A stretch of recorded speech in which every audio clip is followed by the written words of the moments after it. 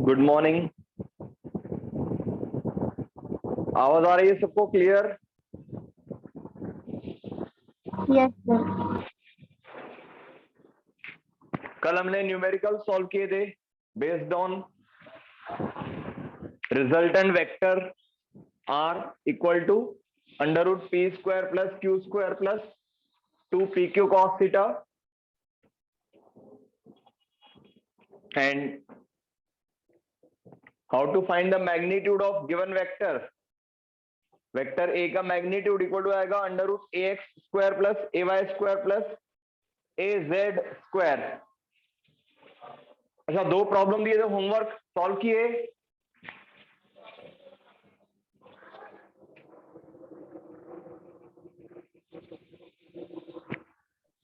Yes sir. मिल गया answer?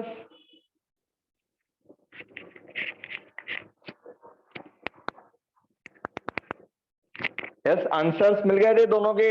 ये वाला लिखा हुआ है बोर्ड पर, point A and point B के कोऑर्डिनेट्स दिए हुए, पहले इसके पोजीशन वेक्टर्स लिखने हैं, उसमें से वेक्टर ए बी मिल जाएगा और उसका मैग्नीट्यूड निकालना है।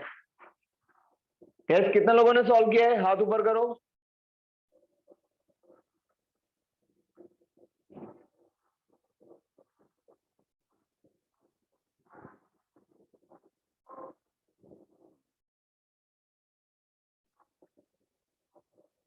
बस एक स्टूडेंट ने सॉल्व किया है, बाकी लोग?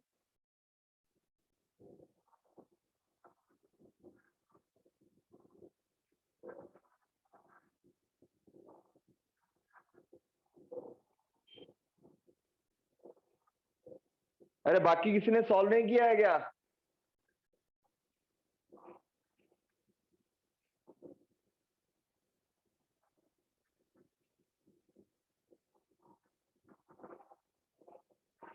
मोहित,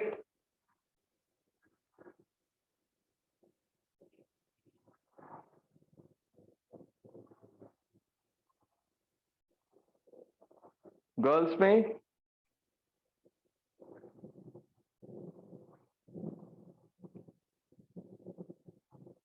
अरे दो प्रॉब्लम दिए थे होमवर्क के लिए, वो भी आपने सॉल्व किए नहीं, कैसे चलेगा? कैसे पता चलेगा आपको क्या आ रहा है कि नहीं आ रहा है, कंसेप्ट क्लियर हुआ कि नहीं? अच्छा, कितने लोगों को समझ में आए थे प्रॉब्लम्स जो कल करवाए थे? Raise your hand. कल जो प्रॉब्लम्स करवाए थे समझ में आए थे?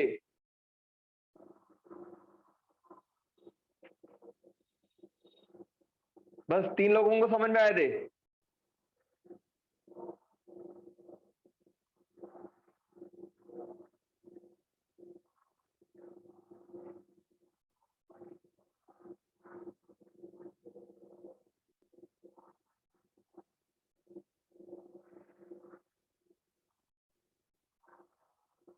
देखो ये वाला प्रॉब्लम जो लिखा हुआ है बोर्ड पर, 2 points A and B have coordinates 2, -1, 3 and 4, 2, 5 respectively. Find vector AB and its magnitude. Now point A के कोऑर्डिनेट्स दिए हुए, तो इसमें से हम पोजीशन वेक्टर लिख सकते हैं हम पॉइंट A का। तो पहले इसको फिगर के फॉर्म में हम ड्रॉ करेंगे। हम जो कोऑर्डिनेट्स हम लेते हैं x y z, ऐसे फिगर ड्रॉ करना है।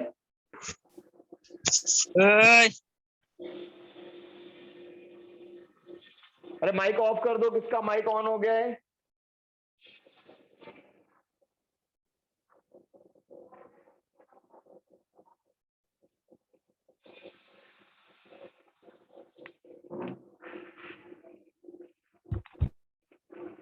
सपोज हमने यहां पर लिया पॉइंट A जिसके कोऑर्डिनेट्स है 2, -1 एंड 3।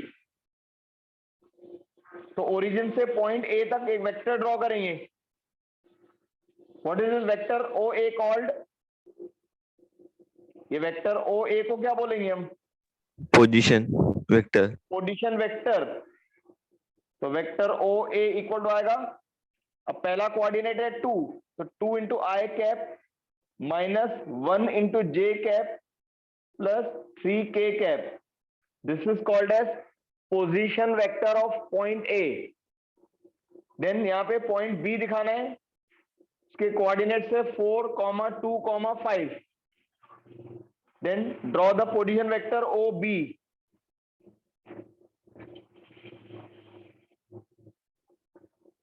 तो position vector O B equal to क्या आएगा?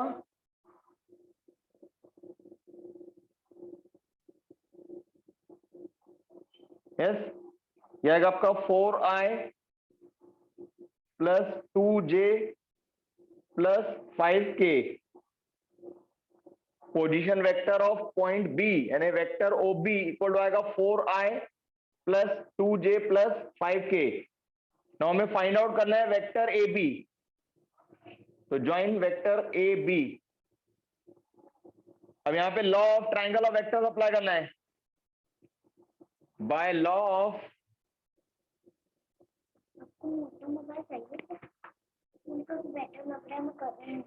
by the law of triangle of vectors, yes, which two sides are in order? बोलो law of triangle of vectors. OA AB. Vector OA and vector AB are in the same order. Same order मतलब जहां पे first vector complete हो रहा है यहां से second vector start हो रहा है. तो vector OA plus vector AB equal to आएगा वेक्टर OB. ये law of triangle of vectors. या इसको आप ऐसे भी कह सकते हो, OA is the initial position vector, OB is the final position vector. तो AB is called as displacement vector. और डिस्प्लेसमेंट वेक्टर कैसे निकालते हम?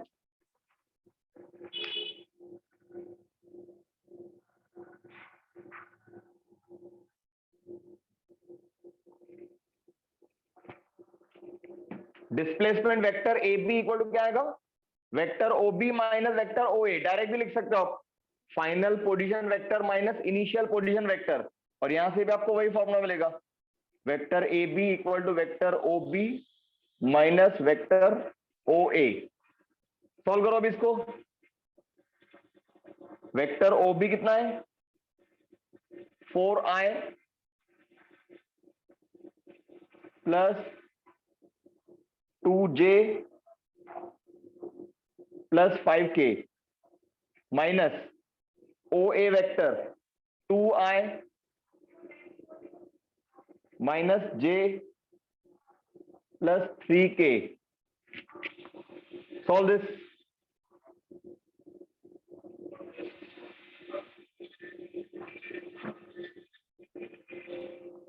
क्या आएगा? 4i minus 2i that is 2i और 2j minus of minus plus हो जाएगा 2j प्लस j यानी 3j और 5k minus 3k that is 2k.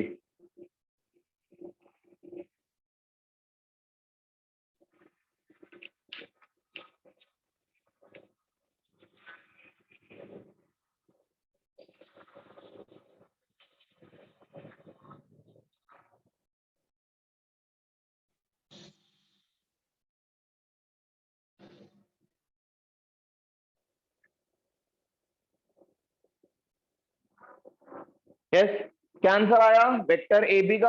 2i plus 3j plus 2k. कल बताया था ना आंसर, यही आंसर था.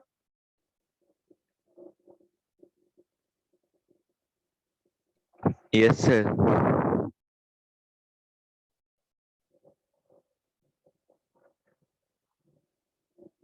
2i plus 3j plus 4k 2k. अब इसका मैग्नीट्यूड निकालना है. तो फॉर्मूला क्या था? Using formula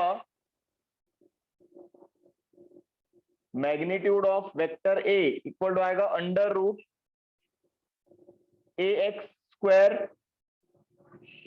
plus ay square plus az square. तो यहां पर हम निकालेंगे वेक्टर ए बी का मैग्नीट्यूड, ये आएगा आपका अंडर रूट. अब ax मतलब x कंपोनेंट दैट इज 2, तो 2 का स्क्वायर प्लस 3 का स्क्वायर प्लस 4 का स्क्वायर. कितना आएगा? रूट 17 समझ में आया अभी? Yes, sir.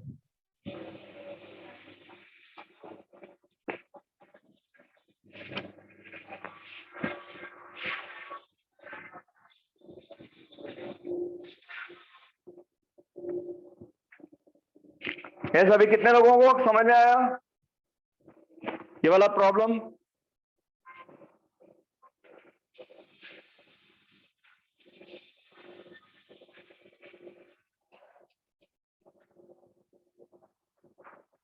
ओके, देखो नेक्स्ट आपका कितने हो गए प्रॉब्लम्स टोटल?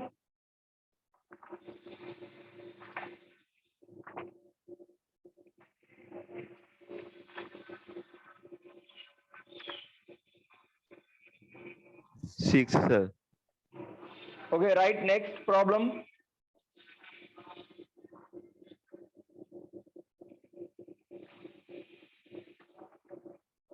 हमने यूनिट वेक्टर का कोई भी लिया नहीं था प्रॉब्लम. यूनिट वेक्टर का लिखो एक. बेस्ड ऑन यूनिट वेक्टर,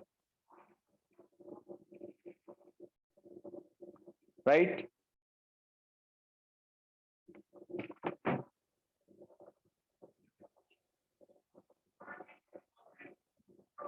देखो next problem.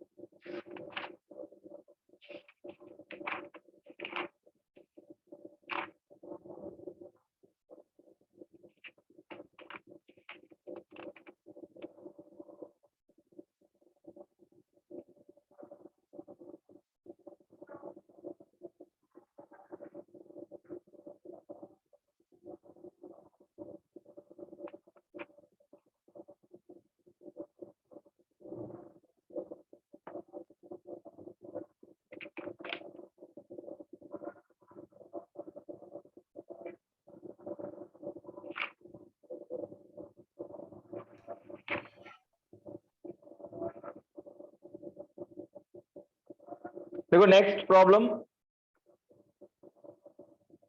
Find a unit vector. Find a unit vector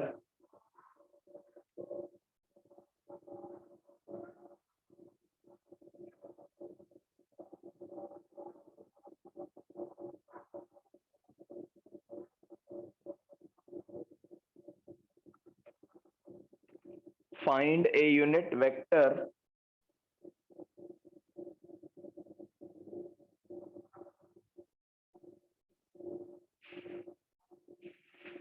in the direction of vector A equal to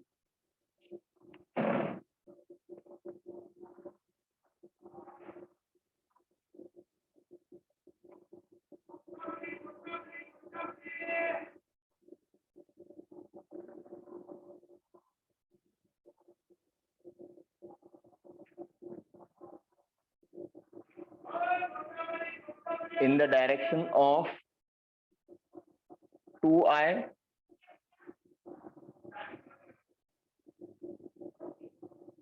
minus j plus 3k. Suppose ये क्वेश्चन आपको दिया हुआ है, find a unit vector in the direction of vector ए, और vector A का value दिया हुआ है 2i minus j plus 3k. Now formula बताया था मैंने, how to find the unit vector in the direction of any vector. Suppose हमने unit vector को नाम दिया ए कैप, तो इसका फॉर्मूला होता है vector divided by its magnitude. पढ़ा था फॉर्मूला ये. Unit Yes, vector sir. Is obtained by dividing the given vector with its magnitude. तो पहले इस वेक्टर का मैग्नीट्यूड निकालो, फिर उस मैग्नीट्यूड से इसको डिवाइड कर दो पूरे वेक्टर को. So you will get the unit vector in the direction of given vector. Add on, since vector A equal to आएगा 2i minus j plus 3k.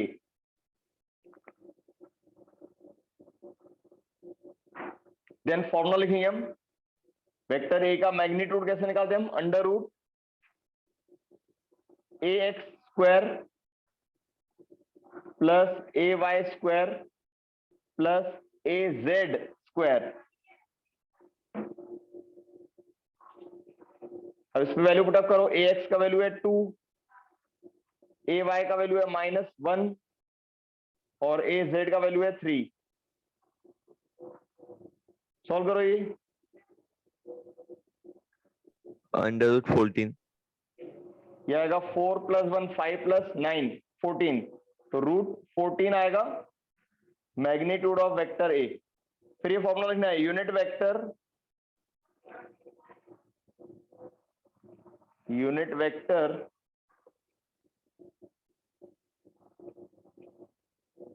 In the direction of vector A is A cap equal to आएगा vector A upon its magnitude. तो vector A का value है 2i minus j plus 3k divided by root 19. या इसको आप अलग अलग करके भी लिख सकते हो. 2/√19. Sir, I root can- 14 ना? हाँ सॉरी, रूट 14 आएगा. 2/√14i minus 1/√14j plus 3/√14k. ये होगा unit vector in the direction of vector A. केवल आपको फॉर्मूला याद रखना है. Unit vector in the direction of any vector equal to क्या होता है? Vector A upon its magnitude. तो पहले वेक्टर ए का मैग्नीट्यूड निकाला, दैट इज रूट 14, और फिर वेक्टर ए को रूट 14 से डिवाइड करना है, मतलब उसके मैग्नीट्यूड से डिवाइड करना है, तो हमें यूनिट वेक्टर मिल जाएगा.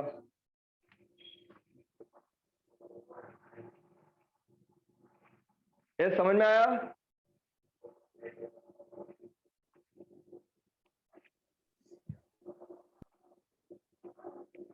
Yes, sir. When any vector is divided by magnitude, we get unit vector. किसी भी वेक्टर को हमने उसके मैग्नीट्यूड से डिवाइड कर दिया तो हमें यूनिट वेक्टर मिल जाएगा.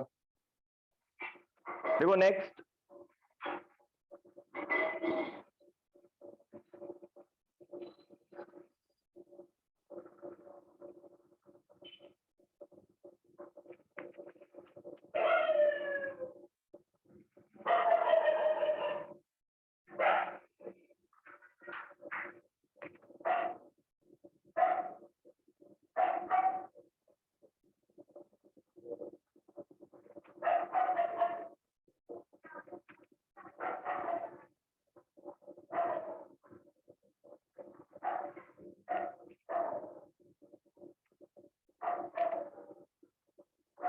Right? Find a vector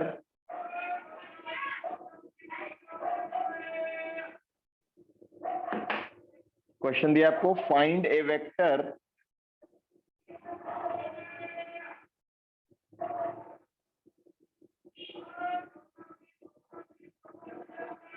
which when added to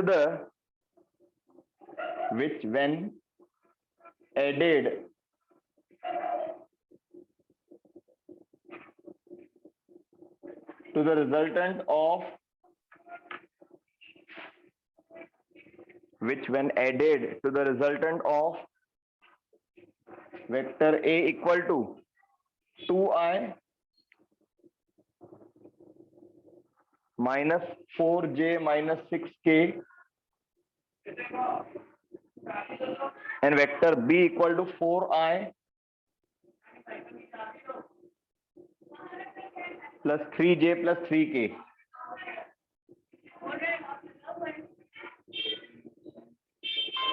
Give a unit vector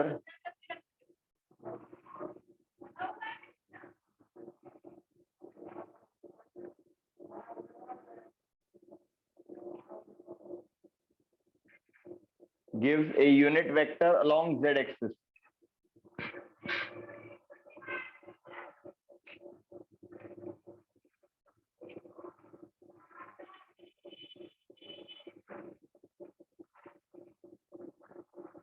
लिख लिया क्वेश्चन? फाइंड ए वेक्टर, एक वेक्टर हमें निकालना है, फाइंड आउट करना है, which when added to the resultant of vector a and vector b gives a unit vector along z axis. अभी पहले जो है सेंटेंस जो है इसको इंटरप्रेट करो, इसका मीनिंग निकालो क्या हो रहा है। अब ये दो वेक्टर्स है a और b, इन दोनों के रिजल्टेंट में कौन सा वेक्टर ऐड करेंगे सो दैट हमें यूनिट वेक्टर मिल जाएगा अलोंग z एक्सिस। अब unit vector along z axis कौन सा होता है? What is the unit vector along z axis?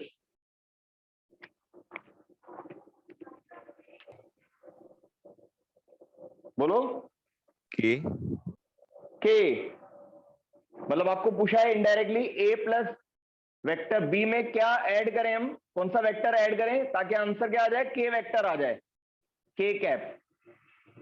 Find a vector which when added to the resultant of a vector and b vector to get the unit vector along z axis. Suppose हमने consider किया जो vector में पूछा उसको हमने नाम दिया c vector. Let vector c is the required vector, मतलब जो हमें फाइंड आउट करना है वेक्टर c हमें फाइंड आउट करना है। अब यहाँ पे जो सेंटेंस है उसका मतलब है vector a plus vector b, इन दोनों का रिजल्टेंट होगा vector a plus vector b। इस पे हम c ऐड करेंगे सो दैट आंसर क्या आएगा? Unit vector along z axis. ये इक्वेशन बन गया आपका। Vector a and vector b का रिजल्टेंट ये आएगा। इसमें सपोज हमने वेक्टर c ऐड किया so that we get unit vector along z axis, मतलब ये इक्वेशन बन गया। अब इसको सॉल्व करो और c का आंसर निकालो। अब a वेक्टर दिया हुआ है 2i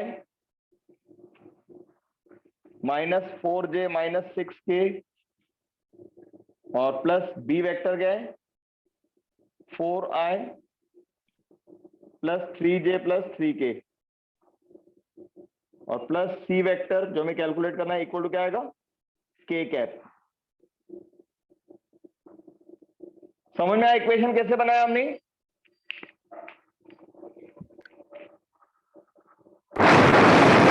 Yes, sir. Vector a and vector b are given, उन दोनों के रिजल्टेंट में सपोज हमने वेक्टर c ऐड किया so that we get unit vector in the direction of z axis, मतलब a vector plus b vector plus c vector equal to k cap. ये equation बन गया आपका। इसमें a और b दिया हुआ है, उसके वैल्यू पुट अप करो, c वेक्टर मिल जाएगा आपको। सॉल्व दिस, कितना आएगा? 2i प्लस 4i, तो ये आएगा total 6i minus 4j plus 3j that is minus j और minus 6k plus 3k that is minus 3k। ये हो गया आपका vector a plus vector b। अब इसमें c वेक्टर ऐड करना है सो दैट आंसर क्या मिलेगा हमें? k cap. Solve this. अब वेक्टर c कैलकुलेट करना है हमें, ये तीनों टर्म इस साइड में ले लो, तो k कैप माइनस क्या आएगा 6i और ये माइनस j हो जाएगा plus j on this side और माइनस 3k हो जाएगा प्लस 3k।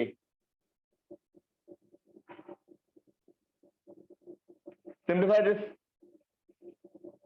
अब यहाँ पे k माइनस k और 3k ये ऐड हो जाएगा, तो पहले हम i वाला टर्म लिखते हैं, तो माइनस 6i प्लस j और 3 प्लस 1 यानी 4k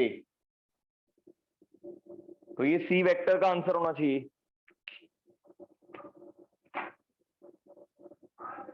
-6i प्लस जे प्लस 4k। समझ में आया? Yes, sir.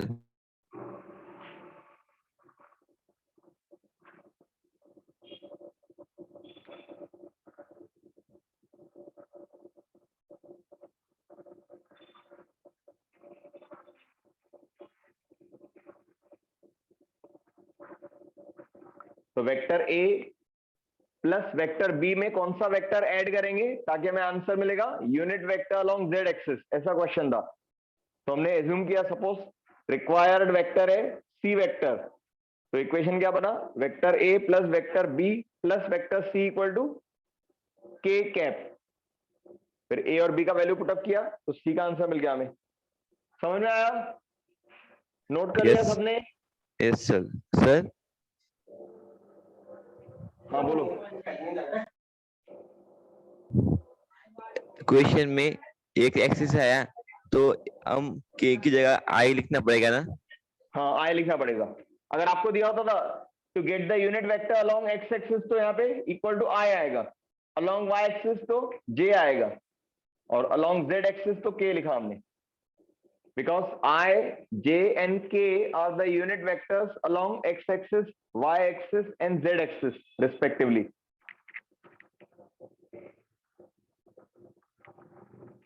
Right, next problem.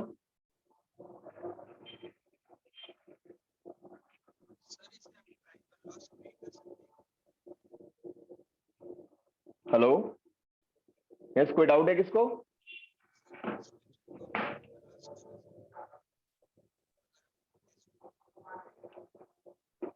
Yes Vipul Patil, mike आपका ऑन है लेकिन आवाज नहीं आ रही है।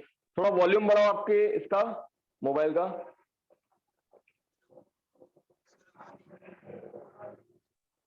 आवाज नहीं आ रही है सर। हाँ बोलो।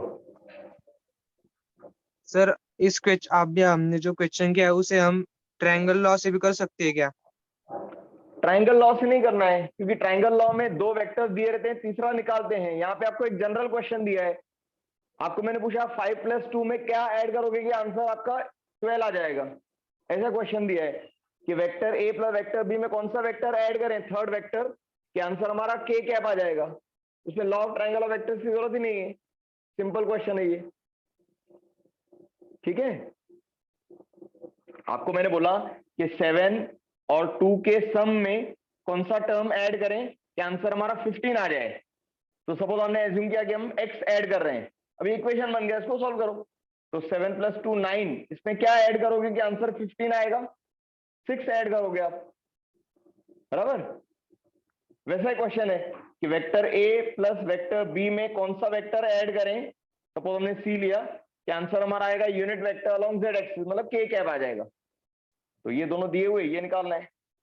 जैसे आपको ये दोनों मालूम है, आंसर भी मालूम है, ये निकालना है आपको। समझ में आया? Yes sir. तो इसमें law of triangle of vectors की जरूरत ही नहीं है।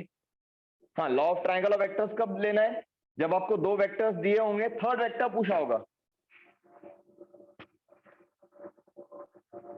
Okay, right, next.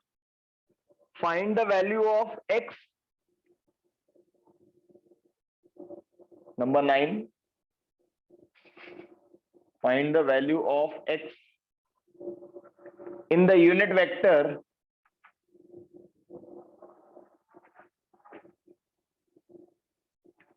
in the unit vector 0.4i plus 0.8j plus xk.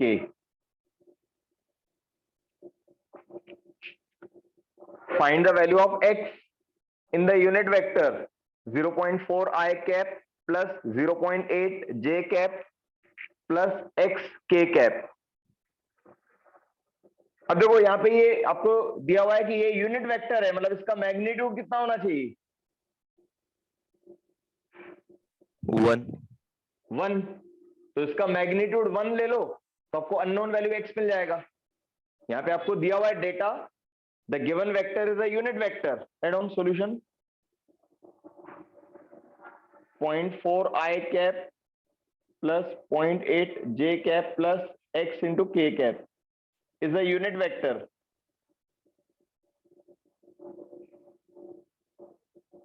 That is, its magnitude is 1.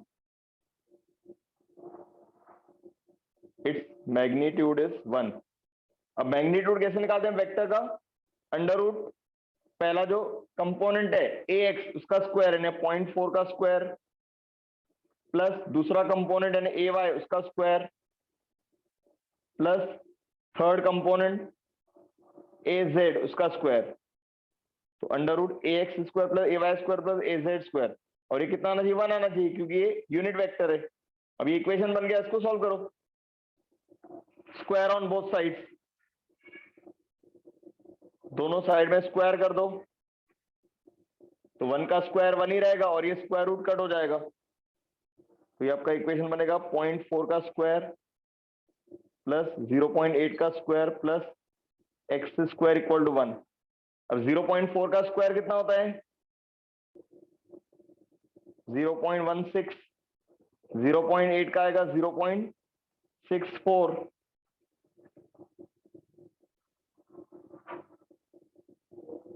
Add करो कितना आ रहा है ये? 0.8 बराबर.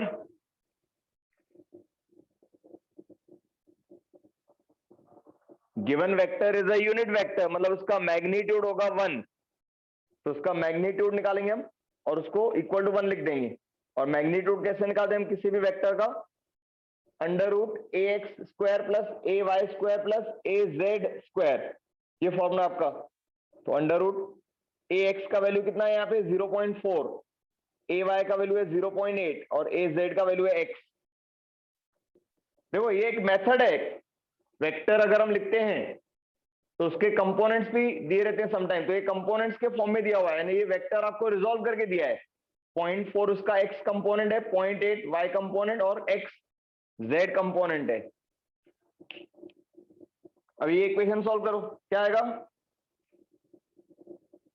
एक्स स्क्वायर इक्वल टू आएगा 1 माइनस 0.8, मतलब एक्स स्क्वायर इक्वल टू आएगा 0.2. तो x इक्वल टू आएगा अंडर रूट 0.2. तो given vector is a unit vector, means its magnitude is 1. तो magnitude of given vector equal to 1 लेना है तो आपका इक्वेशन बन जाएगा. और इक्वेशन सॉल्व करके हमें x का वैल्यू मिल जाएगा 0.2 का square root.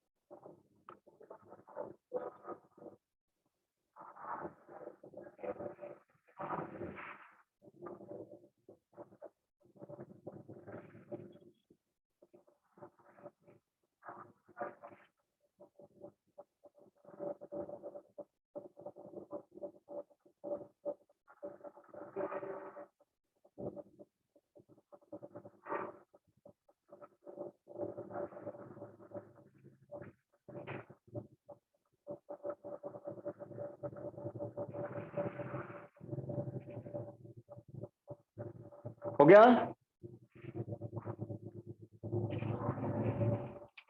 Yes sir. Right, next.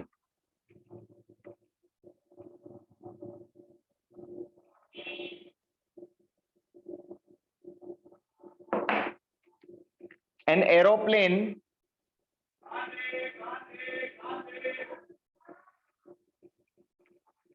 takes off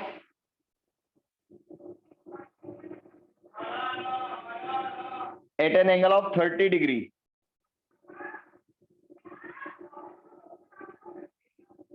At an angle of 30 degree to the horizontal.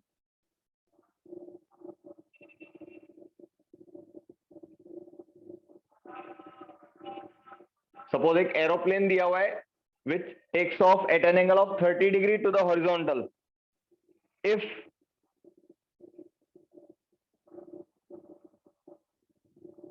horizontal component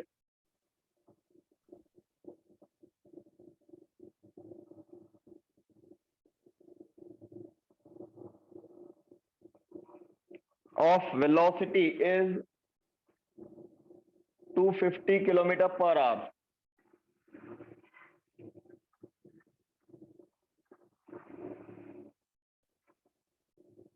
find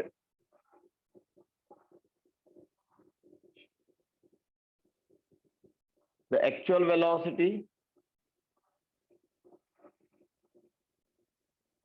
and its vertical component.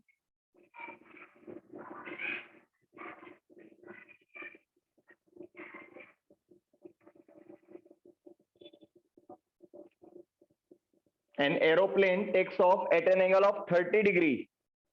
If the horizontal component of the velocity, velocity of aeroplane along the horizontal direction is 250 km per hour, find the actual velocity and vertical component. अब हमने देखो उस दिन पढ़ा था resolution of vector का concept. एक vector को हम रिजोल्व करते हैं दो कंपोनेंट्स में, one is called as cos component, other is called as sine component. अब यहाँ पे वेलोसिटी इज अ वेक्टर और एक्चुअल वेलोसिटी किस डायरेक्शन में है एरोप्लेन का, 30 डिग्री एंगल पर हॉरिजॉन्टल के साथ, मतलब ये डायरेक्शन है एरोप्लेन का. velocity of aeroplane is in the direction making an angle 30 degree with horizontal.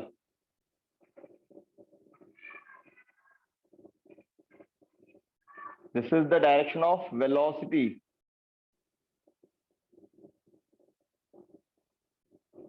अब ये हॉरिजॉन्टल कंपोनेंट कितना होगा, उस दिन बताया था जो कंपोनेंट एंगल थीटा बनाता है उसको हम कहते हैं कॉस कंपोनेंट. अगर ये वेक्टर v है making an angle 30 degree with horizontal, तो हॉरिजॉन्टल कंपोनेंट क्या आएगा, उसको हम कहेंगे vx. तो vx इक्वल आएगा v cos 30, और जो वर्टिकल कंपोनेंट है अलोंग y एक्सिस vy, ये आएगा v sin 30. Right, this based on resolution of vector. ये फॉर्मूला न्यूमेरिकल आपको सॉल्व करना है. वहां पे हमने जनरल वेक्टर लिया था ए वेक्टर और उसके दो कंपोनेंट लिखे थे ax एंड ay. अगर ax थीटा एंगल बना रहा है वेक्टर a के साथ तो उसको नाम दिया था हमने a cos theta, cos component, और another component is called as sine component. तो यहाँ पे ये वेक्टर v है वेलोसिटी और ये 30 डिग्री एंगल पर है हॉरिजॉन्टल के साथ, तो हॉरिजॉन्टल कंपोनेंट कितना होगा v cos 30 और वर्टिकल कंपोनेंट होगा v sin 30. अब यहाँ पे vx का वैल्यू दिया हुआ है, horizontal component of the velocity is 250 यानी vx इक्वल टू दिया हुआ है 250 किलोमीटर पर आवर. अब vx का वैल्यू क्या है, v cos theta, v cos 30. Solve this. cos 30 कितना होता है,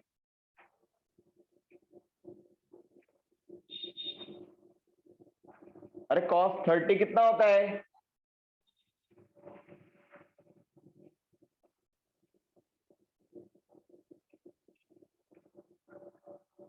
√3/2.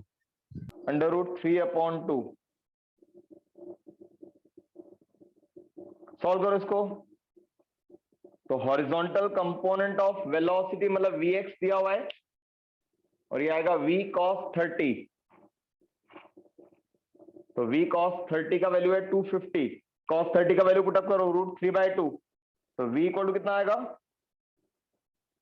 250 मल्टीप्लाइड बाय 2/√3. कितना हो जाएगा ये 250 इंटू 2 मतलब 500 और √3 का वैल्यू होता है 1.732. इसको सॉल्व करो.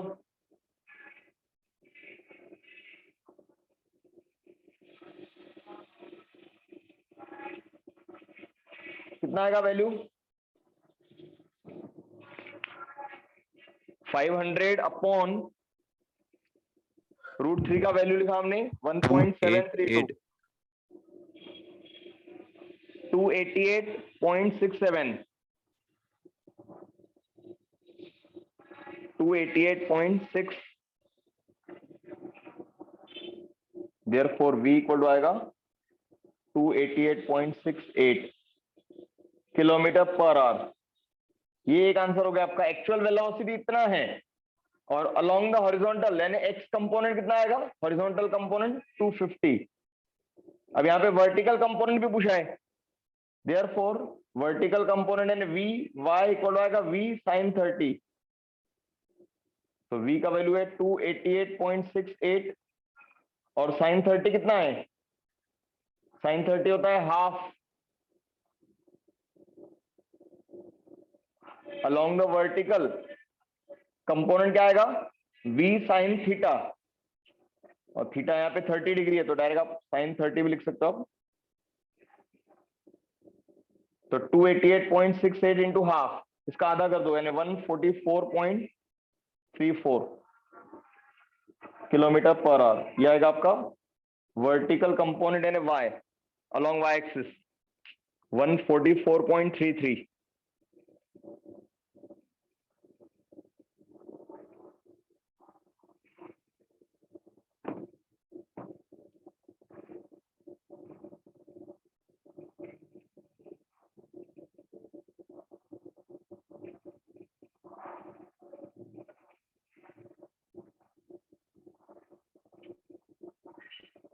समझ में आया प्रॉब्लम? एरोप्लेन का वेलोसिटी दिया हुआ है अलोंग द हॉरिजॉन्टल यानी एक्स कंपोनेंट दिया हुआ था v cos 30, उसमें से v निकाला हमने एक्चुअल वेलोसिटी, और फिर y कंपोनेंट यानी वर्टिकल कंपोनेंट निकाला हमने v sin 30 से। नेक्स्ट एक प्रॉब्लम देखो, ये होमवर्क के लिए आप घर पे ट्राई करो खुद। A force is inclined, a force is inclined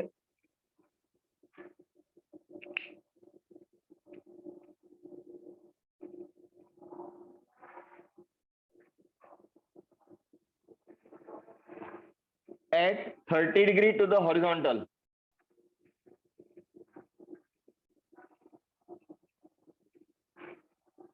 same वैसा ही प्रॉब्लम है, वेलोसिटी की जगह फोर्स दिया है और ये एंगल 30 दिया है हॉरिजॉन्टल के साथ। if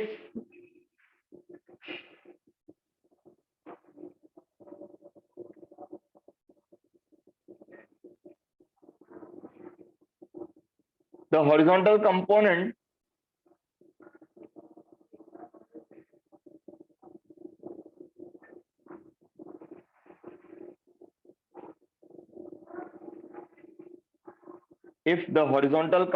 of the force is 50 Newton,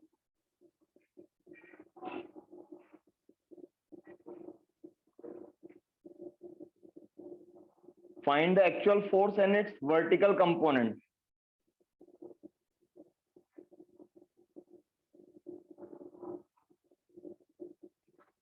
same problem है, केवल वेलोसिटी की जगह पर फोर्स दिया हुआ है F in the direction making an angle 30 degree with the horizontal. यहाँ पे F निकालना है, यहाँ पे 30 डिग्री एंगल, और हॉरिजॉन्टल कंपोनेंट यानी क्या आएगा F cos 30। तो F cos 30 का वैल्यू दिया है 50 और हमें F निकालना है एक्चुअल फोर्स और उसका वर्टिकल कंपोनेंट है F cos 30। आंसर लिख दो ब्रैकेट में 57.74 आएगा पहला आंसर F का, और दूसरा उसका हाफ हो जाएगा 28.87। सेम ऐसे जैसे यहाँ पे लिखा था हमने। आंसर्स नोट कर लो, कल कंप्लीट करना है ये। Then tomorrow we shall start the new topic scalar product of two vectors. Okay, you can leave now. Sir हाँ बोलो। सर एरोप्लेन की प्रॉब्लम में एक्चुअल में एक्स और वाई क्या होंगे सर? एक्स और वाई मतलब सर कंपोनेंट्स है ना, यहाँ पे एक्चुअल वेलोसिटी तो एक्स एक्सिस पर भी नहीं है, वाई एक्सिस पर भी नहीं है, बट यहाँ पे हम इसको रिजॉल्व करेंगे तो दो कंपोनेंट मिलेंगे। फिजिक्स में हम ये कंसेप्ट यूज करते हैं कई बार to understand other concept. Actual direction along the along this side है, making an angle 30 डिग्री, लेकिन हॉरिजॉन्टल डायरेक्शन में अगर चाहिए वेलोसिटी तो कितना होगा? तो उसका ये x कंपोनेंट है और ये y कंपोनेंट, x और y यहाँ पे केवल x एक्सिस और y एक्सिस ही है, और हम वेलोसिटी के कंपोनेंट्स निकाल रहे हैं, ठीक है। यानी कई बार क्या होता है, वेक्टर ना ही पूरा हॉरिजॉन्टल होता है ना ही पूरा वर्टिकल होता है, कुछ एंगल पर रहता है, तो अलोंग हॉरिजॉन्टल उसका वैल्यू कितना होगा, अलोंग वर्टिकल कितना होगा, ये हम कैलकुलेट कर सकते हैं यूजिंग दिस कंसेप्ट। ओके, मतलब सर उसका पोजीशन हम चेंज करके बता सकते हैं कितना होगा शायद? पोजीशन नहीं चेंज करना है, डायरेक्शन तो फिक्स्ड है ना, 30 डिग्री पर ही जा रहा है समझो एरोप्लेन, लेकिन अगर वो हॉरिजॉन्टल में अगर उसको हम कंसीडर करें तो कितना होगा, उसका इफेक्ट हॉरिजॉन्टल डायरेक्शन में कितना होगा, ऐसा आपको याद रखना है। हॉरिजॉन्टल डायरेक्शन में उसका वैल्यू कितना होगा, ये हम आगे और आपका क्लियर हो जाएगा कंसेप्ट। डेरिवेशन में कई बार हमें कोई फोर्स बैलेंस करना रहता है, तो डायरेक्ट हम उस डायरेक्शन में है ही नहीं तो बैलेंस कैसे करेंगे, तो उसका एक कंपोनेंट बैलेंस हो जाता है, बाकी एक ही कंपोनेंट बचता है, तो इसलिए रिजॉल्व करना जरूरी होता है, ठीक है। Okay sir. कल ये प्रॉब्लम कंप्लीट करके आना है और आगे हम टॉपिक डिस्कस करेंगे next, scalar product and vector product of two vectors.